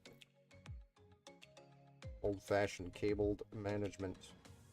Really, the key here is just to play with the cables until you get them kind of the shape and the position that you want them. There's really no wrong way of doing it, I guess. Everybody has their own methods to madness. I try my best. Keep it clean.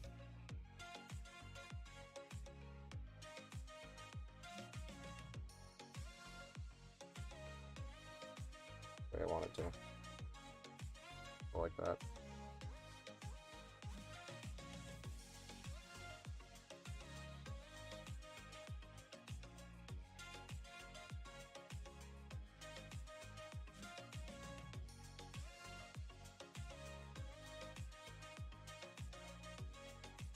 I'm a firm believer in a clean back.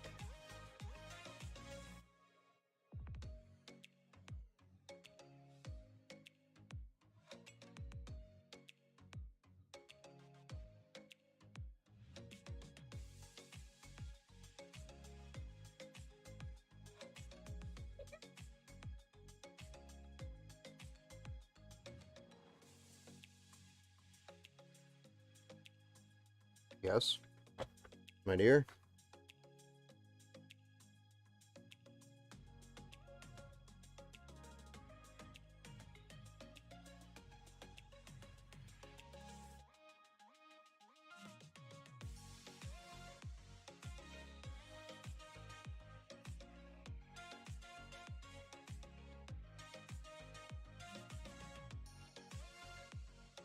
And yes, it does take quite a few zip ties, FYI. So make sure you're going through, like, you will go through a ton of zip ties doing this. My zips disappeared on me. They must have ran off.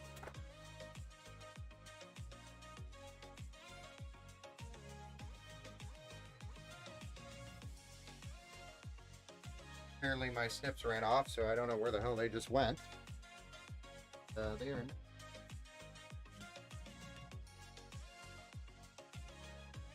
where they should be.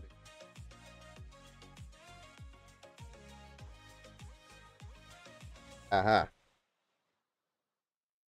Thought maybe they were left in a bag. Prime Pro board, okay.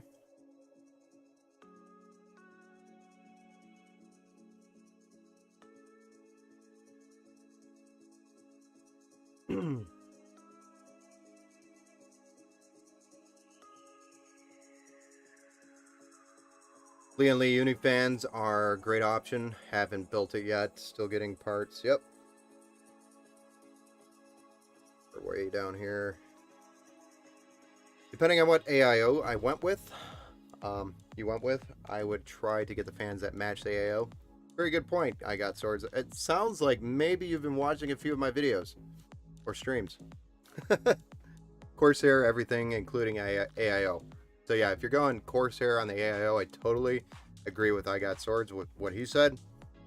Go with Corsair fans. It will make the addressable RGB management easier. But just remember, Corsair has a ton of cables. There's sometimes like 2-3 cables that come off the back of those fans. But it is totally worth it in the end.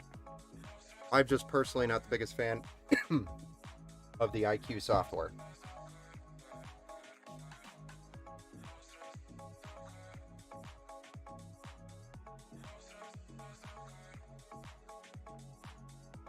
But there's really nothing wrong with it. It's just my personal preference, not IQ.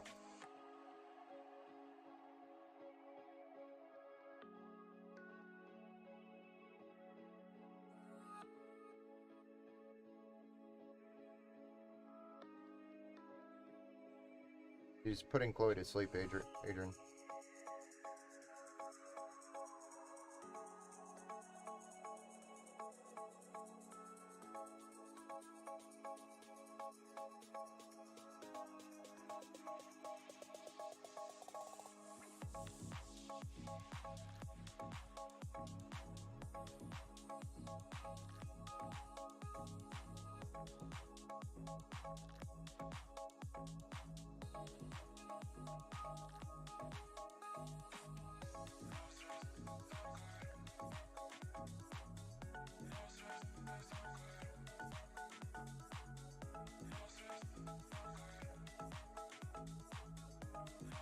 All right, we're almost there, guys.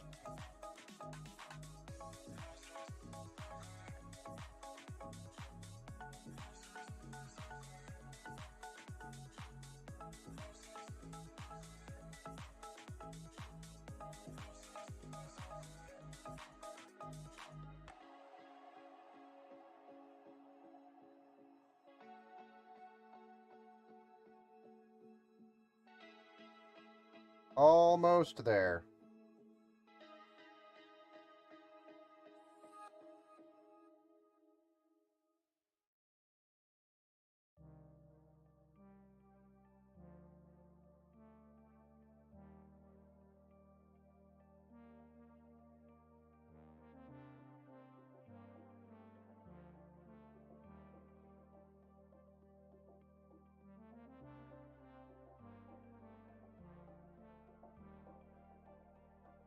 All right, so really all the last things we got to deal with is the power connections. And we fire this bad boy up.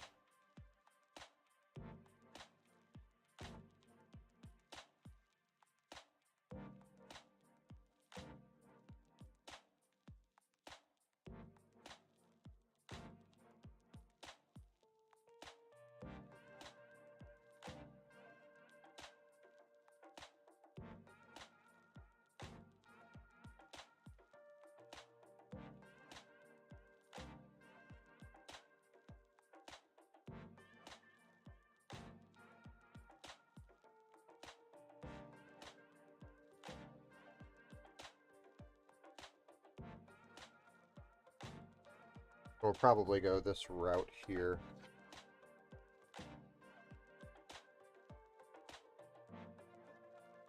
Something like that.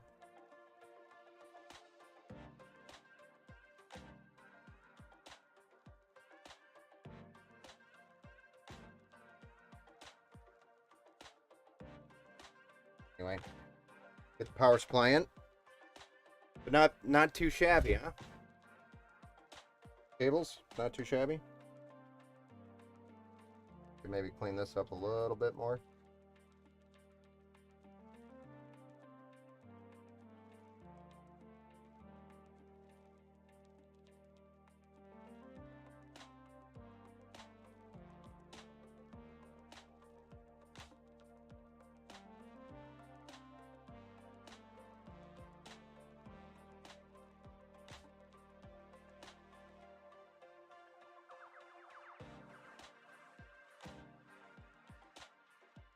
Not too shabby, huh?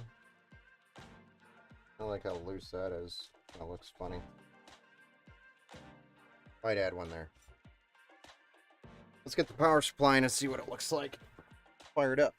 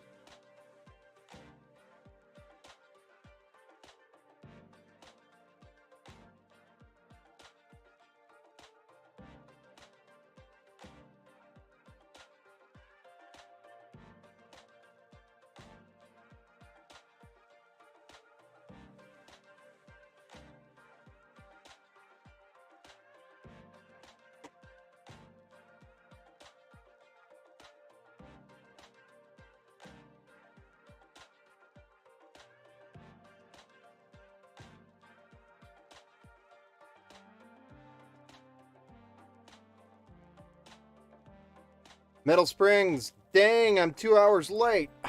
You're not 2 hours late. A wizard arrives precisely when he means to. What's up, man? Metal Spring. Go back up. Had Hungry Howie's. Yo. Hungry Howie's is good, man. Sorry if I missed that comment earlier. Anyway. and learning about the fan hub and what the cables are for, where they go, and the aesthetic routing are still a hurdle I need to learn more. I mean, honestly, as long as you're buying Corsair and they plug into that Commander Pro or whatever Commander thing is, should be fine. Cable management. Yeah, cable management, like I said, it's just, there's really no right or wrong way to do it. Just as long as you're happy with the results and it's clean, that's what counts. Keep it clean. Take the extra effort to keep it clean. That's my advice.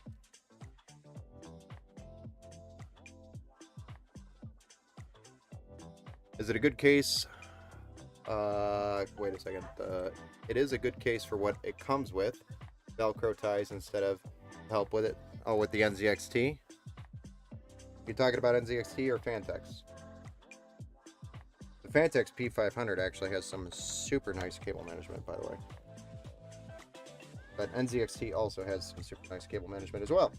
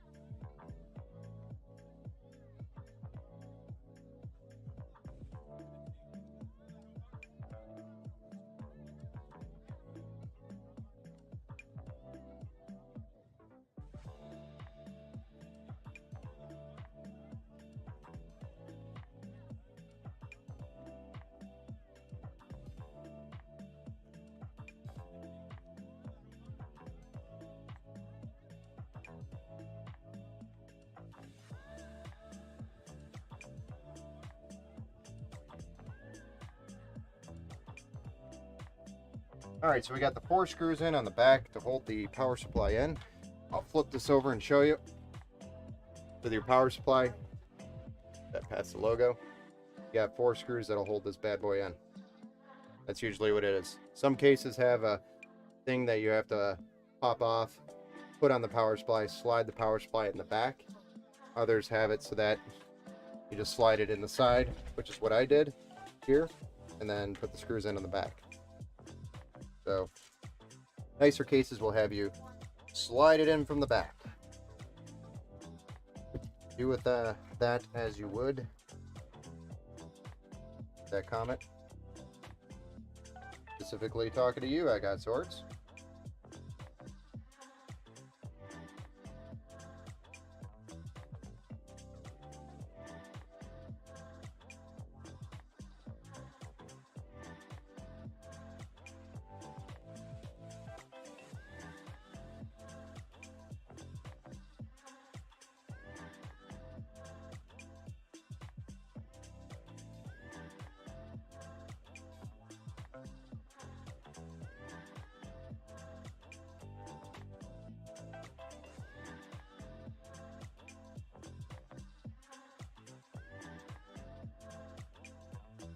I'm trying too hard. Work. I'm just trying too hard. If I didn't have the extensions, it would have worked fine.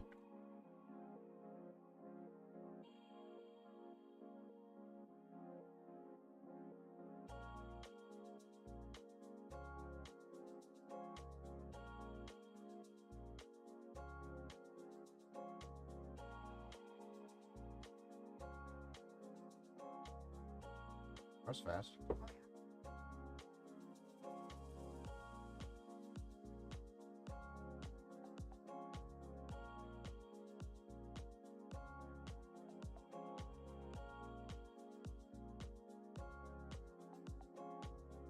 Agent Smith.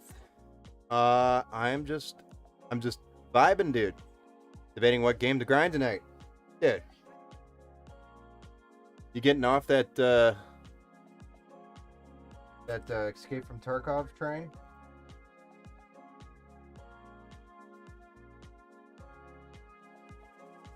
And Ben knows what I'm waiting for. LOL. It's about that time. We're almost there, man. We're almost there. We're almost to the post.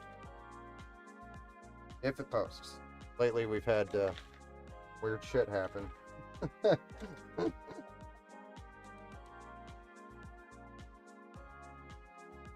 But I build it confidence that they will all post. So that's the reason why I'm zip tying everything up.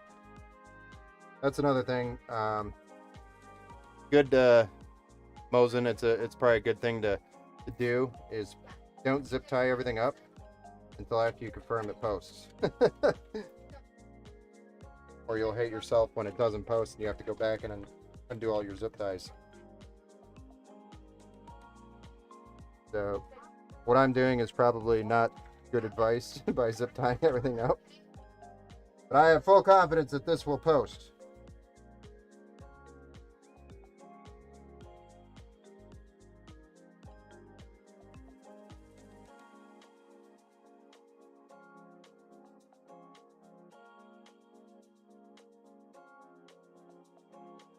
Posting time, almost.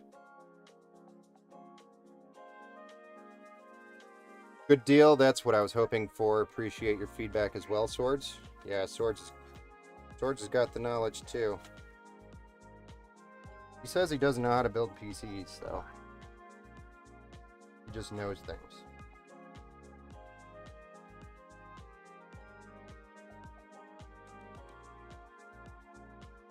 Just kidding.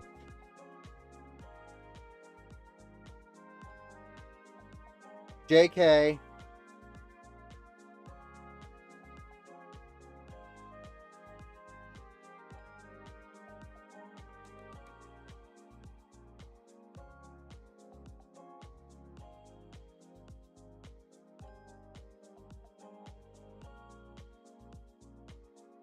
Crap. Get in there, you foul beast.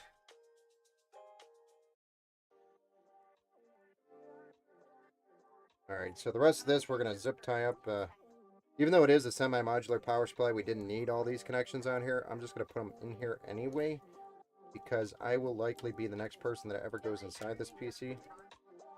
Or at least that's how I like to think. Or if they go to upgrade and they need a cable, they don't have a problem with cables being lost. It's in the system. It's there. I don't expect them to keep track of them. So it ensures that these cables will be there if they ever need them. If you're a computer enthusiast and you're going to keep your cables nice and safe and store them somewhere, by all means, don't put all these damn cables in there. And, you know, PC building's your thing, your hobby. Don't bother trying to stuff all this crap in there. Getting a cramp in my finger, my hand.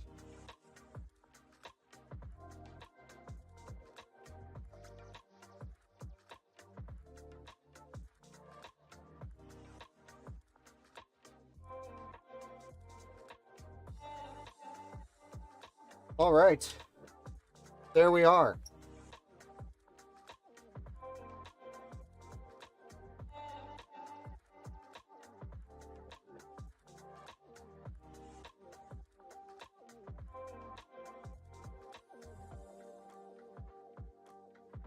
Voila.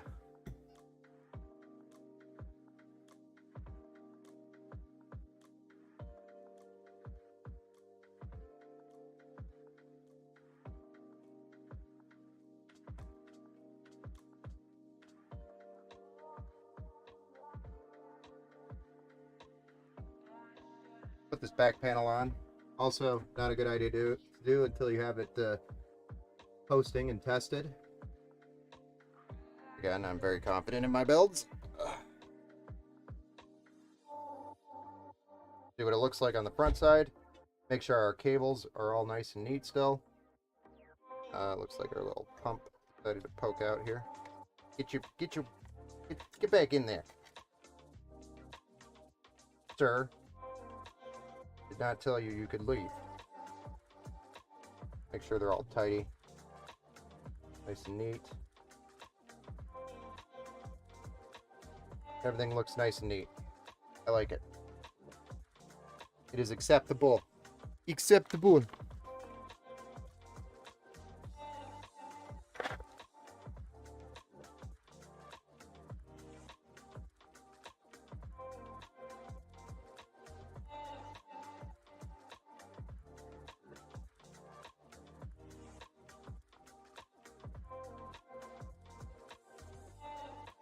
Just clear some of this stuff out of the way real quick.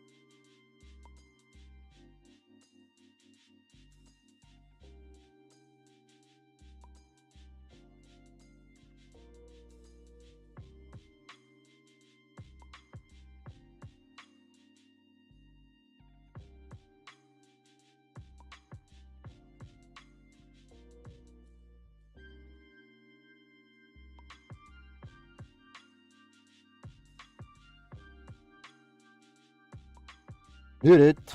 Did it. Alright, let's plug her in and fire it up and get that post. I got Swords waiting.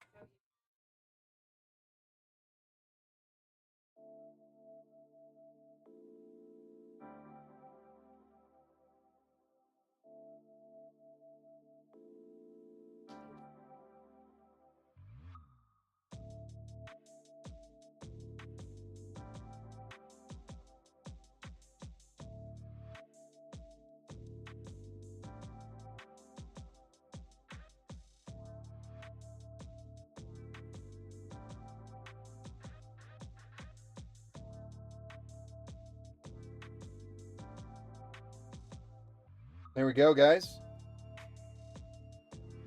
Still waiting on the post.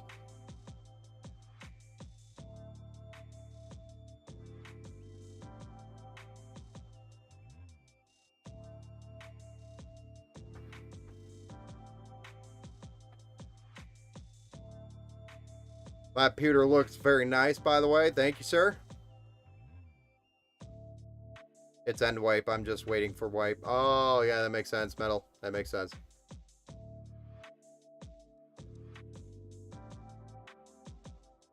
Corsair 5000X. Okay. Nice. For the case. So yeah, you're just going Corsair everything. May as well just stick with the Corsair. Right?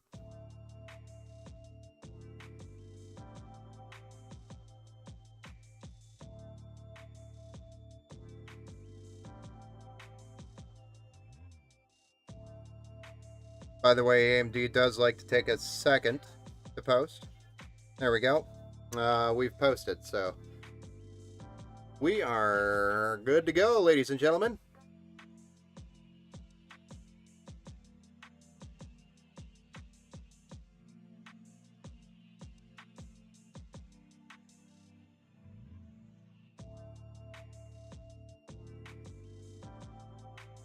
Yes, it is pretty. It's got some pretty RGB on it.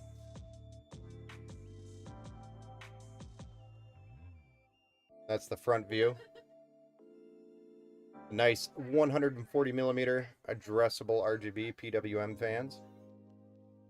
Pushing some awesome airflow through the case here.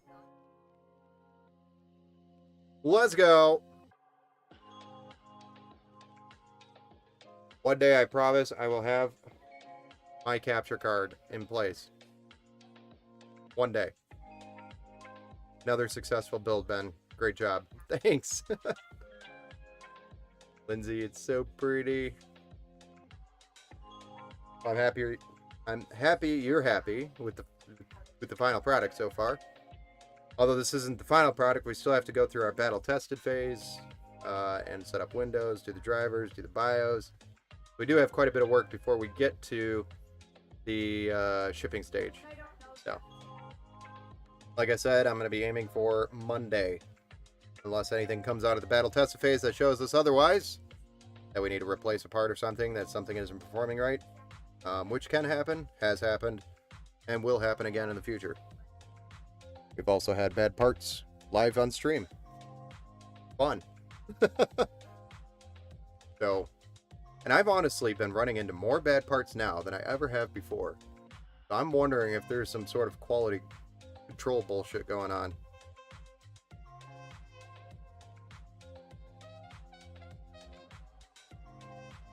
This one took 2 hours, but we did talk a lot.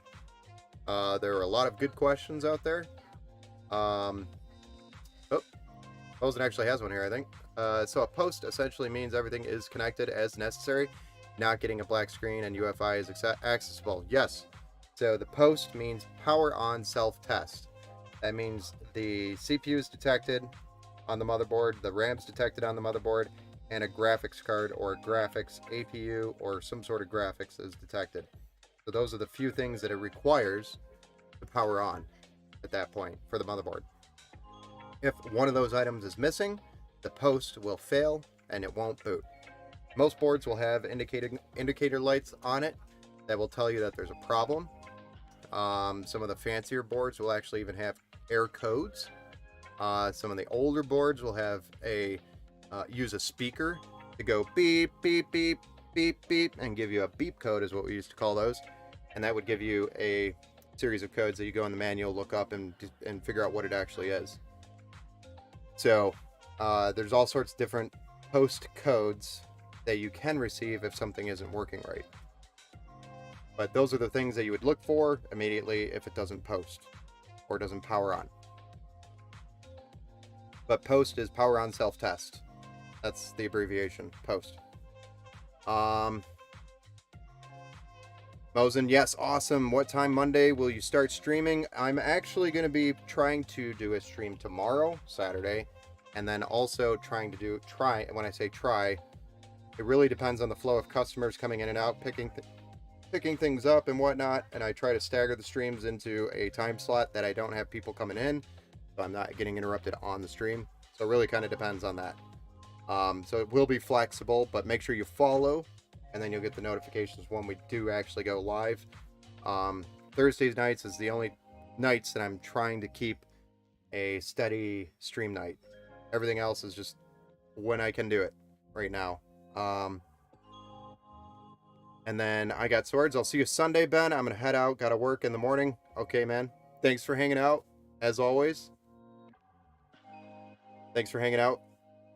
Chatting throughout the entire stream, man. I appreciate you. Always makes it a better stream. But I will see you Sunday.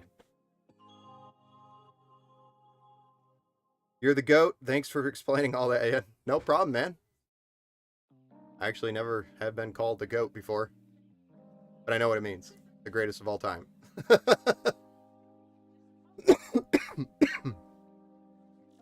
Lindsay, thank you. No problem. Happy to do it.